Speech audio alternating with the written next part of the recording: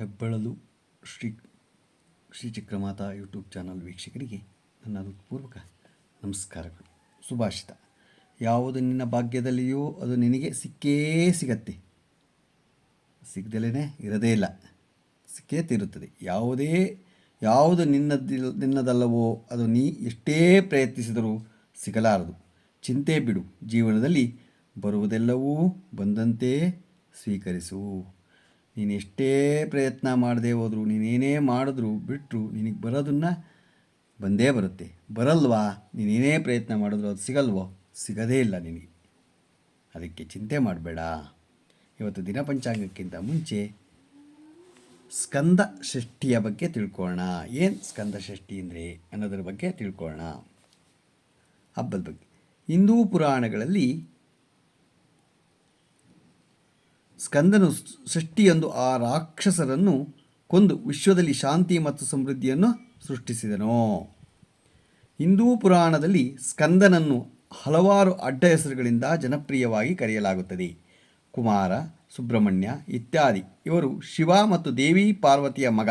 ಸ್ಕಂದ ಷಷ್ಠಿಯು ತಮಿಳುನಾಡಿನ ಪ್ರಸಿದ್ಧ ಹಬ್ಬವಾಗಿದ್ದು, ಇದು ಹಿಂದೂ ಕ್ಯಾಲೆಂಡರ್ ಪ್ರಕಾರ ಕಾರ್ತಿಕ ಮಧ್ಯದಲ್ಲಿ ಬರುತ್ತದೆ. ಜನರು ಪ್ರತಿ ತಿಂಗಳು ಶುಕ್ಲ ಪಕ್ಷದ 6ನೇ ದಿನದಂದು ಉಪವಾಸ ಮಾಡುವ ಮೂಲಕ ಸ್ಕಂದನನ್ನು ಪೂಜಿಸುತ್ತಾರೆ. ಶ್ರಾವಣ ಮಾಸದಲ್ಲಿ ಈ ಪೂಜೆಗೆ ವಿಶೇಷ ಮಹತ್ವವಿದೆ. ಏಕೆಂದರೆ ಶ್ರಾವಣ ಮಾಸದ ಪ್ರತಿ ಸೋಮವಾರದಂದು ಜನರು ಶಿವ ಮತ್ತು ಪಾರ್ವತೀ ದೇವಿಯನ್ನು ಪೂಜಿಸುತ್ತಾರೆ. ಹಾಗಾಗಿ ಶ್ರಾವಣ ಮಾಸದಲ್ಲಿ ಸ್ಕಂದ ಷಷ್ಠಿ ಉಪವಾಸ ಪುಣ್ಯದಾಗಿರುತ್ತದೆ. ಗೊತ್ತಾಯ್ತಾ? ದ್ವಿಗುಣಗೊಳಿಸುತ್ತದೆ. ಸುಬ್ರಹ್ಮಣ್ಯ ದೇವರಿಗೆ ಸಮರ್ಪಿತವಾದ ಒಂದು ತಿಂಗಳ ಆಚರಣೆಯೆಂದು ಸ್ಕಂದ ಷಷ್ಠಿ ಪ್ರತಿ ಹಿಂದೂ ತಿಂಗಳ ಶುಕ್ಲ ಪಕ್ಷದ 6ನೇ ದಿನದಂದು ಬರುತ್ತದೆ. ಸ್ಕಂದ ಷಷ್ಠಿಯು ಇತಿಹಾಸ: ಒಂದಾನೊಂದು ಕಾಲದಲ್ಲಿ ಸೂರಪದ್ಮ ಎಂಬ ರಾಕ್ಷಸನಿದ್ದ. ಅವನಿಗೆ ಸಿಂಹಮುಖ ಮತ್ತು ತಾರಕಾಸುರ ಎಂಬ ಇಬ್ಬರು ಸಹೋದರರಿದ್ದರು. ಅವರು ದೇವತೆಗಳು ಮತ್ತು ಮನುಷ್ಯರಿಗೆ ಸಾಕಷ್ಟು ವಿನಾಶವನ್ನು ಉಂಟು ಮಾಡಿದ್ದರು. ರಾಕ್ಷಸರಿಂದ ತೊಂದರೆಗಳಾದ ದೇವತೆಗಳು ಬ್ರಹ್ಮದೇವನ ಬಳಿಗೆ ಬಂದು ಇಂತಹ ತೀವ್ರ ಸಂದಿಗ್ಧತೆಯನ್ನು ಕೊನೆಗೊಳಿಸಲು ಮಾರ್ಗವನ್ನು ಕೇಳಿದರು. ಆ ರಾಕ್ಷಸರು ಹಿಡಿತದಲ್ಲಿಟ್ಟುಕೊಳ್ಳಲು ಶಿವನಿಗೆ ಮಾತ್ರ ಸಾಧ್ಯ ಎಂದು ಬ್ರಹ್ಮ ಹೇಳಿದ. ದೇವತೆಗಳು ಕಾಮದೇವನನ್ನು ಕೈಲಾಸದ ಪರ್ವತದ ಮೇಲಿನ ಧ್ಯಾನ ಮಾಡುತ್ತಿದ್ದ ಶಿವನ ಬಳಿಗೆ ಕಳುಹಿಸಿದರು. ಕಾಮದೇವನ ತನ್ನ ಧ್ಯಾನದಿಂದ ಶಿವನನ್ನು ಎಬ್ಬಿಸಿದನು. ಭಗವಾನ್ ಶಿವನು ತನ್ನ ಧ್ಯಾನದಲ್ಲಿ ವಿಚಿತ್ರವಾಗಿ ತನ್ನ 3ನೇ ಕಣ್ಣನ್ನು ತೆರೆದರು. ಇದರಿಂದ ಕಾಮದೇವನ ದೇಹವು ಸುಟ್ಟು ಬೂದಿಯಾಯಿತು. ಭಗವಾನ್ ಶಿವನು 6 ಕಿಡಿಗಳನ್ನು ಅಜಾಗರೂಕತೆಯಿಂದ ನೆಲಕ್ಕೆ ಬಿಟ್ಟನು. ಕಿಡಿ ಬಿದ್ದ ಕಡೆಯಿಂದ ಬ್ರಹ್ಮವು ಒಬ್ಬ ಹುಡುಗ ಜನಿಸಿದನು. ದೇವಿ ಪಾರ್ವತಿ ಆ ಹುಡುಗನನ್ನು ತನ್ನ ಮಗನಾಗಿ ಸ್ವೀಕರಿಸಿ ಸ್ಕಂದ ಎಂದು ಹೆಸರಿಟ್ಟಳು. ಅದಕ್ಕಾಗಿ ಪಾರ್ವತಿಯನ್ನು ಸ್ಕಂದಮಾತೆ ಎಂದು ಕರೆಯುತ್ತಾರೆ. ಸ್ಕಂದನು ಷಷ್ಠಿಯಂದು ಆ ರಾಕ್ಷಸರನ್ನು ಕೊಂದು ವಿಶ್ವದಲ್ಲಿ ಶಾಂತಿ ಮತ್ತು ಸಮೃದ್ಧಿಯನ್ನು ಸೃಷ್ಟಿಸಿದನು.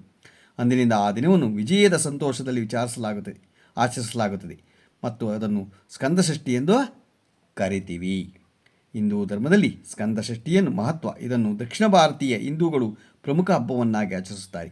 ಇದನ್ನು ಸಾಮಾನ್ಯವಾಗಿ ಕಂದ ಷಷ್ಠಿ ಎಂದು ಕರೆಯಲಾಗುತ್ತದೆ. ಸ್ಕಂದ ಷಷ್ಠಿಯನ್ನು ಭಗವಾನ್ ಸ್ಕಂದನ ವಿಜಯವೆಂದು ಆಚರಿಸಲಾಗುತ್ತದೆ. ಇದನ್ನು ಸೂರಸಂಹಾರ ಅಥವಾ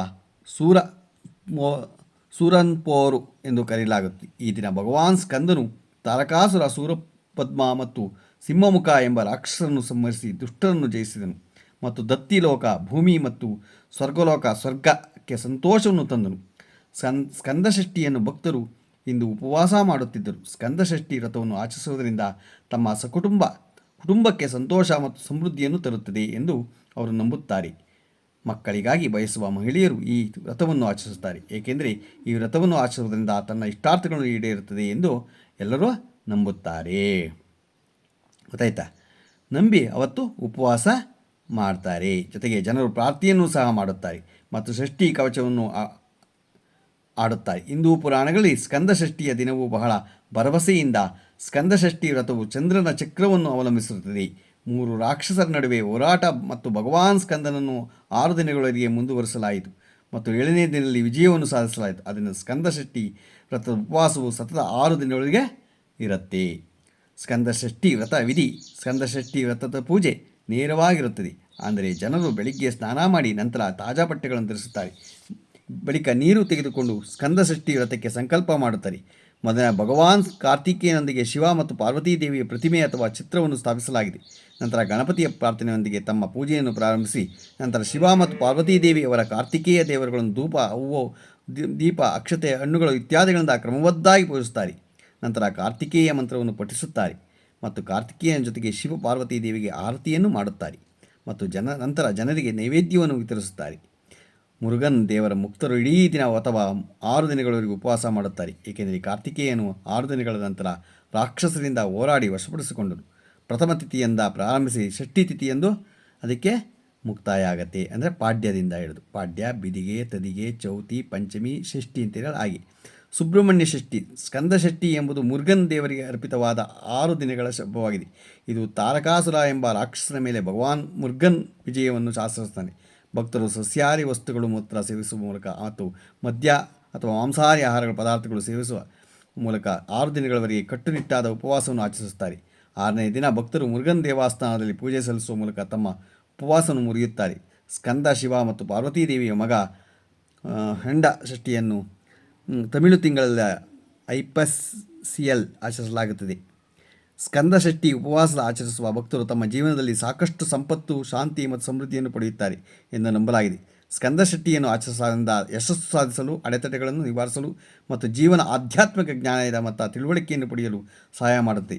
ಸುಬ್ರಹ್ಮಣ್ಯ ಷಷ್ಠಿ, ಇದನ್ನು ಸ್ಕಂದ ಸುಬ್ರಹ್ಮಣ್ಯ ಷಷ್ಠಿ ಎಂದು ಕರೆಯುತ್ತಾರೆ. ಇದು ಹಿಂದೂಗಳಿಗೆ ಒಂದು ಪ್ರಮುಖ ಹಬ್ಬವಾಗಿದೆ. ಇದನ್ನು ಭಗವಾನ್ ಸುಬ್ರಹ್ಮಣ್ಯಗೆ ಸಮರ್ಪಿಸಲಾಗಿದೆ. ಸಂಪ್ರದಾಯದ ಹಿಂದೂ ಕ್ಯಾಲೆಂಡರ್ ಪ್ರಕಾರ ಮಾರ್ಗಶಿರ ತಿಂಗಳಲ್ಲಿ ಶುಕ್ಲ ಪಕ್ಷದ ಷಷ್ಠಿ ತಿಥಿಯಂದು ಇದನ್ನು ಆಚರಿಸಲಾಗುತ್ತದೆ. ಗ್ರೆಗೋರಿಯನ್ ಕ್ಯಾಲೆಂಡರ್ ಅದನ್ನು ಅನುಸರಿಸುವವರಿಗೆ ಈ ದಿನಾಂಕವು ನವೆಂಬರ್-ಡಿಸೆಂಬರ್ ತಿಂಗಳ ನಡುವೆ ಬರುತ್ತದೆ. ಭಗವಾನ್ ಸುಬ್ರಹ್ಮಣ್ಯವು ಭಗವಾನ್ ಶಿವ ಮತ್ತು ಪಾರ್ವತಿ ದೇವಿಯ 2ನೇ ಮಗ ಮತ್ತು ಕಾರ್ತಿಕೇಯನ್, ವೇಲನ್, ಕುಮಾರನ್, ಮುರುಗನ್ ಮತ್ತು ತಮಿಳು ಕೊಡುವಲ್ ನಂತಹ ವಿಭಿನ್ನ ಹೆಸರುಗಳಿಂದ ಕರೆಯಲಾಗುತ್ತದೆ. ಈ ಕಾರಣಕ್ಕೆ ಈ ದಿನವನ್ನು ಕಾರ್ತಿಕೇಯ ಸುಬ್ರಹ್ಮಣ್ಯ ಷಷ್ಠಿ ಮತ್ತು ಕುಕ್ಕೆ ಸುಬ್ರಹ್ಮಣ್ಯ ಷಷ್ಠಿ ಎಂದು ವಿಭಿನ್ನ ಹೆಸರುಗಳೊಂದಿಗೆ ಆಚರಿಸಲಾಗುತ್ತದೆ. ಇದಲ್ಲದೆ ಮಾರ್ಗಶಿರ ಮಾಸದ ಶುಕ್ಲ ಪಕ್ಷ ಷಷ್ಠಿ ತಿಥಿಯು ಭಾನುವಾರದ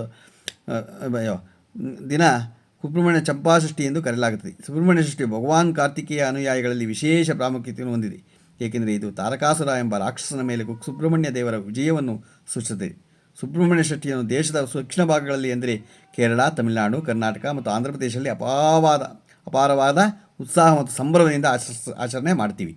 ಇದು ದಕ್ಷಿಣ ಭಾರತದ ಬಹು ನಿರೀಕ್ಷಿತ ಘಟನೆಗಳಲ್ಲಿ ಒಂದಾಗಿದೆ. ಶಾಸ್ತ್ರೀಯ ಆಚರಣೆಯಲ್ಲಿ ಉಪವಾಸ ದಿನದ ಪ್ರಮುಖ ಆಚರಣೆಯಾಗಿದೆ. ಶಾಸ್ತ್ರೀಯೊಂದು ಮುರುಗನ್ ದೇವರನ್ನು ಸಮಾಧಾನಪಡಿಸಲು ಭಕ್ತರು ಭಾಗಶಃ ಅಥವಾ ಪೂರ್ಣ ಉಪವಾಸವನ್ನು ಮಾಡುತ್ತಾರೆ. ಶಾಸ್ತ್ರೀಯ ವ್ರತವು ಸೂರ್ಯೋದಯದ ಸಮಯದಲ್ಲಿ ಇದು ಪ್ರಾರಂಭ ಆಗುತ್ತೆ, ಗೊತ್ತಾಯ್ತಾ?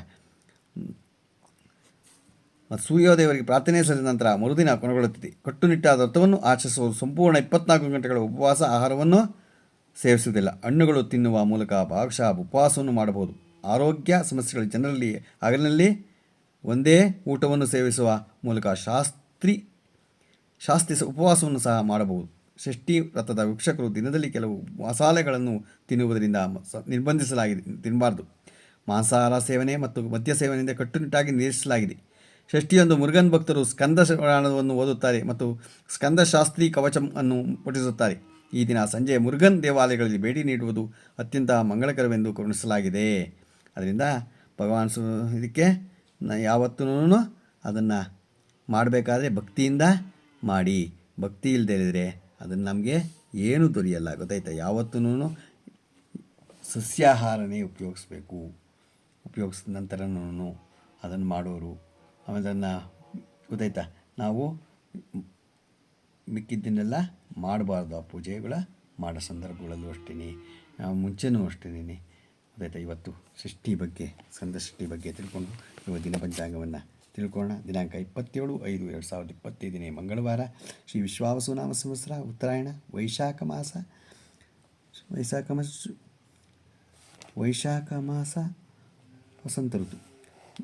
ತಿಥಿ ಇವತ್ತು ಬಾದಾಮಿ ಅಮಾವಾಸ್ಯೆ, ಕೃಷ್ಣ ಪಕ್ಷ ತಿಥಿ ಬಾದಾಮಿ ಅಮಾವಾಸ್ಯೆ ಇವತ್ತು, ಗೊತ್ತಾಯ್ತಾ? ಇವತ್ತು ಅಮಾವಾಸ್ಯೆ ಇದೆ, ಇದು ಬಾದಾಮಿ ಅಮಾವಾಸ್ಯೆ. ಬೆಳಿಗ್ಗೆ 8:41. ನಕ್ಷತ್ರ ರೋಹಿಣಿ, ರಾತ್ರಿ 4:23. ಮಳೆ ರೋಹಿಣಿ 1ನೇ ಪಾದ. ರಾಹುಕಾಲ 3:32ರಿಂದ 5 ಗಂಟೆ 8 ನಿಮಿಷ ತನಕ ಇದೆ. ಗುಳಿಕ ಕಾಲ 12:20ರಿಂದ 1:56 ತನಕ ಇದೆ. ಯಮಗಂಟ ಕಾಲ 9:08ರಿಂದ 10:44 ತನಕ ಇದೆ. ಇವತ್ತು ಯಾರು ಹುಟ್ಟುಹಬ್ಬ ಆಚರಿಸ್ಕೊತಿದ್ರು, ಮದುವೆಯಾದ ದಂಪತಿಗಳು ವಾರ್ಷಿಕೋತ್ಸವ ಆಚರಿಸ್ಕೊಂತಿರೋರಿಗೆ ನಮ್ಮ ಹೆಬ್ಬಳಲು ಶ್ರೀಚಕ್ರಮಾತಾ ಯೂಟ್ಯೂಬ್ ಚಾನಲ್ ಕಡೆಯಿಂದ ಶುಭ ಕಾಮನೆಗಳನ್ನು ತಿಳಿಸ್ತೀವಿ. ದೇವರು ಅವರಿಗೆ ಆಯಸ್ಸು, ಆರೋಗ್ಯ, ಐಶ್ವರ್ಯ ಎಲ್ಲ ಕೊಟ್ಟು ಕಾಪಾಡಲಿ ಅಂತ ಕೇಳ್ಕೊತೀನಿ. ನಮ್ಮ ಹೆಬ್ಬಳಲು ಶ್ರೀಚಕ್ರಮಾತಾ ಯೂಟ್ಯೂಬ್ ಚಾನಲ್ ಯಾರು ಸಬ್ಸ್ಕ್ರೈಬ್ ಆಗಿಲ್ಲ ದಯಮಾಡಿ ಸಬ್ಸ್ಕ್ರೈಬ್ ಆಗಿ ಲೈಕ್ ಕೊಡಿ. ಇದು ನಿಮ್ಮದೇ ಚಾನಲ್ ಆಗಿದ್ದರಿಂದ ನಮ್ಮ ಲಿಂಕನ್ನು ಬೇರೆಗೂ ಕೂಡ ಫಾರ್ವರ್ಡ್ ಮಾಡಿ. ನಮಸ್ಕಾರಗಳು, ನಮಸ್ಕಾರಗಳು, ನಮಸ್ಕಾರಗಳು.